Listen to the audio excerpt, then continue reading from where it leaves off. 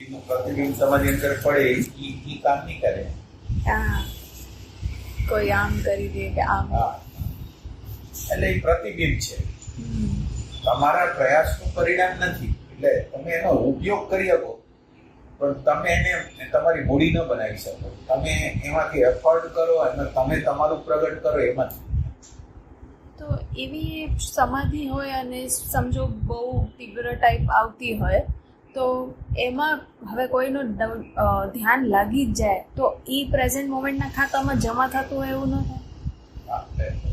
એટલે સમજો ધ્યાન કોઈના કોઈએ કંઈક આશીર્વાદ આપ્યો કે કાંઈ પણ છે, એ ઉધારનો જે સમાધિ મળ્યો એમાં પણ ધ્યાન તો લાગી જાય છે. તો હવે એ ધ્યાન પ્રેઝન્ટ મોમેન્ટમાં આપણા ખાતામાં પ્રયાસ છે.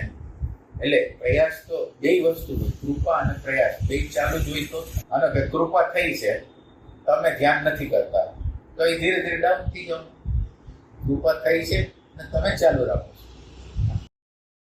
પણ એવું હોય ને કે કૃપા થઈ છે અને અહીંયા કંઈક પ્રયાસ ટાઈપ કરવું જ નથી પડતું, અને એમ જેમ બેનીને કેવું ધ્યાન કે કામ કરવા માટે એટલે ધ્યાન અને અન્ડરસ્ટેન્ડિંગ બેની જરૂર છે. અને ધ્યાન તમે માનો કે એટલે શૂન્યતા અત્યારે લાગી ગઈ, હમણાં કોઈક અપમાન કરશે તો આપણું બધું જે ધ્યાન હશે બધું શૂન્ય થઈ જશે. એ વસ્તુની જરૂર છે, ધ્યાનની જરૂર છે અને અન્ડરસ્ટેન્ડિંગની જરૂર. વ્યવહારની અંદર તમે જેટલું કામ કરી શકો ને એ બહુ મહત્વની વસ્તુ. તો ધ્યાન સાચું લાગે જાય નહીં એવું ધ્યાન લાગે.